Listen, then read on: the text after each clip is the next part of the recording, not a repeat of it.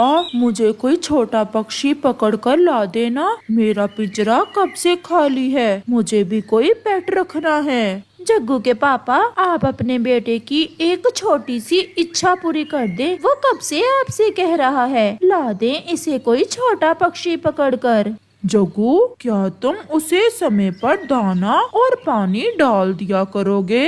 हाँ हाँ पापा, मैं अपने पेट को पानी भी दिया करूँगा और दाना भी। गोरी, तो फिर लाओ मेरा शिकार वाला थैला और मेरा जाल। फिर कालू कौवा अपना शिकार करने का सामान लेकर अपने घर से निकलता है।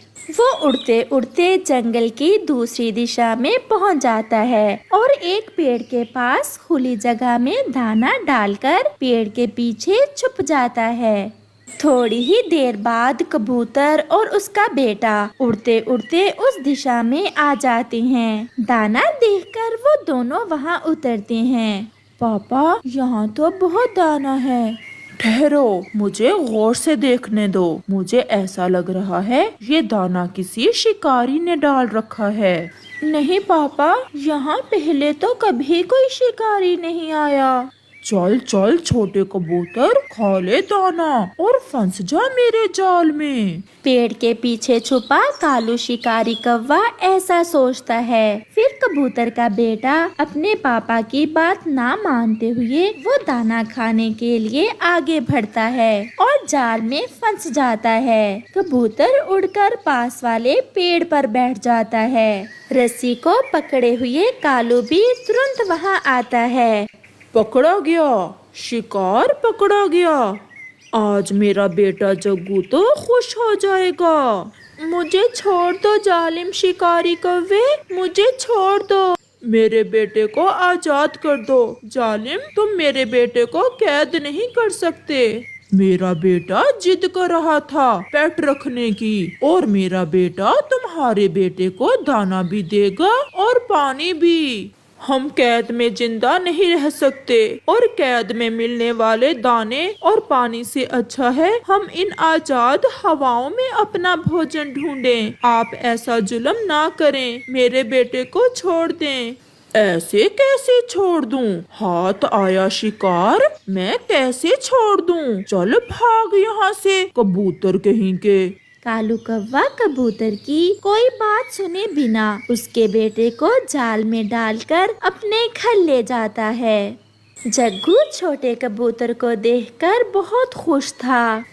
अब इसे समय पर दाना डाल दिया करना, ऐसा न हो कि ये छोटा कबूतर भूखा ही मर जाए। मुझे छोड़ दें, मैं यहाँ नहीं रहना चाहता। मेरे मम्मा पापा मेरे बिना नहीं रह सकते, वो मर जाएंगे। चुप चुप कर जाओ छोटे कबूतर, जब से पकड़ा है रो ही जा रहे हो। कुछ नहीं होगा तुम्हारे मम्मा पापा को। इस जंगल में और बहुत से कबूतर हैं, एक तुम नहीं होगे तो क्या हो जाएगा। मैं तुम्हें दाना दूंगा। ऐसा कहते हुए जग्गू उस छोटे कबूतर को दाना डाल देता है। रात हो जाती है। वो छोटा कबूतर कुछ खाए बिना पिंजरे में बैठा रो रहा था। मेरा बेटा कहीं से ला दे, मैं अपने बेटे के बिना नहीं रह सकती। उस जालम कौवे की बहुत विनती की मैंने, परंतु वो नहीं माना और हमारे बेटे को कैद करके ले गया। मेरा बेटा मेरे बिना नहीं जी पाएगा, मेरा बेटा मर जाएगा उस जालिम की कैद में। दूसरे रोज कबूतर और उसकी पत्नी चिड़िया के पास जाते हैं। चिड़िया बहन, मेरे बेटे को जालिम शिकारी कौवे ने कैद कर लिया है। आप हमारे साथ चलें और उस जालिम से कहें कि मेरे बेटे को आजाद कर दे। ये शिकारी अपनी छोटी छोटी खुशियों के लिए हमें कितने बड़े बड़े दुख देते हैं, वो मानेगा तो नहीं, फिर भी हम जाते हैं।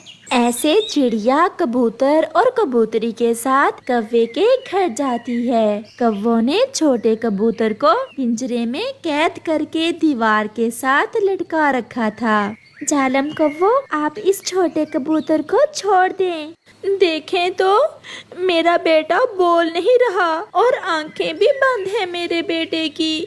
ऐसे मेरा बेटा मर जाएगा। आप भगवान के लिए मेरे बेटे को आजाद कर दें। नहीं नहीं पापा, मैं अपने पेट को नहीं छोड़ूंगा। मेरा बेटा कल से बहुत खुश है और तुम सब चाहते हो कि मैं अपने बेटे की खुशियाँ तुम्हें दे दूं।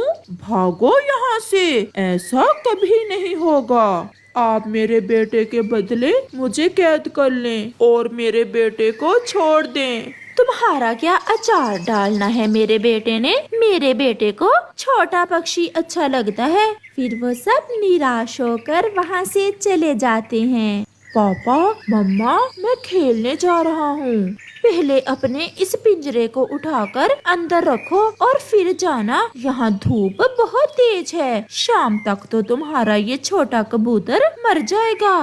फिर जग्गू कौवा अपने पिंजरे को घर के अंदर रखता है और घूमने चला जाता है। वो छोटा जग्गू कौवा झरने पर खेल रहा था कि एक पत्थर उसके पाँव पर गिर जाता है। उसे ज्यादा चोट तो नहीं आती, परंतु जग्गू कौवा पत्थर के नीचे दब जाता है। वो वहाँ से उड़ने की बहुत कोशिश करता है, परंतु वो नहीं कर पाता और वो वहीं बैठकर रोने लग जाता है। पापा मम्मा, मैं यहाँ फंस गया हूँ, मुझे यहाँ से निकालें। वो बैठा ऐसे रोता रहता है। रात हो जाती है। जब रात तक कौवे और कौवी का बेटा घर वापस नहीं आता तो वो अपने बेटे को लेकर चिंतित होते हैं। कालू जी, जग्गू सुबह से गया हुआ है, अभी तक नहीं लौटा। जग्गू बहुत शरारती है, कहीं किसी मुसीबत में ना फंस गया हो। मैं उसे देख कर आता हूँ। फिर जग्गू कौवे का पापा कालू कौवा अपने बेटे को यहाँ वहाँ सब देखता है, परंतु उसे जग्गू कहीं भी नजर नहीं आता। वो थक हार कर वापिस घर आ जाता है। गौरी, जग्गू नहीं मिला, न जाने वो कहाँ चला गया है। वो दोनों पति पत्नी रो रहे थे। अंकल, आप चुप कर जाएं। आप कल मेरे मम्मा पापा के पास जाना। मेरे मम्मा पापा की उड़ान सब पक्षियों से ऊंची है और मेरे मम्मा पापा आपको देखकर बता सकते हैं कि आपका बेटा कहाँ है। ये सुनकर गौरी बहुत खुश होती है। सच छोटे बच्चे, क्या आपके मम्मा पापा इतना ऊंचा उड़ सकते हैं? बहुत ऊंचाई तक उड़ सकते हैं मेरे मम्मा पापा। ऐसे दूसरे रोज कौवा और कौवी कबूतर और कबूतरी के पास जाते हैं। वो रो रहे थे। मेरा बेटा कल से कहीं खो गया है। आपके बेटे ने बताया है कि आप ऊंचाई पर उड़ते हुए सब देख सकते हो। प्लीज हमारा बेटा ढूंढने में हमारी मदद करें। फिर कबूतर एक ऊंची उड़ान लेता है। वो बहुत ऊंचाई पर जाता है और देखता है कि जग्गू कौवा एक झरने पर पत्थर के नीचे दबा हुआ है। कबूतर वापस उतरता है। मैं बता सकता हूँ आपका बेटा कहाँ है, परंतु बदले में आप मेरे बेटे को आजाद करें। कौवे मान जाते हैं और कबूतर उन्हें उनके बेटे का बताता है। फिर कौवा और कौवी अपने बेटे को उस पत्थर के नीचे से निकालते हैं और घर जाकर उस छोटे कबूतर को आजाद कर देते हैं। मुझे माफ करना दोस्त, एक रात मैंने मम्मा पापा के बिना गुजारी और मुझे एहसास हुआ कि मम्मा पापा के बिना रहना कितना मुश्किल है। मैं फिर कभी किसी छोटे पक्षी को कैद में नहीं रखूंगा। मेरे मम्मा पापा मेरा इंतजार कर रहे होंगे। अब मैं जाऊं? ऐसे वो छोटा कबूतर फिर से आजादी की हवा में सांस लेता है।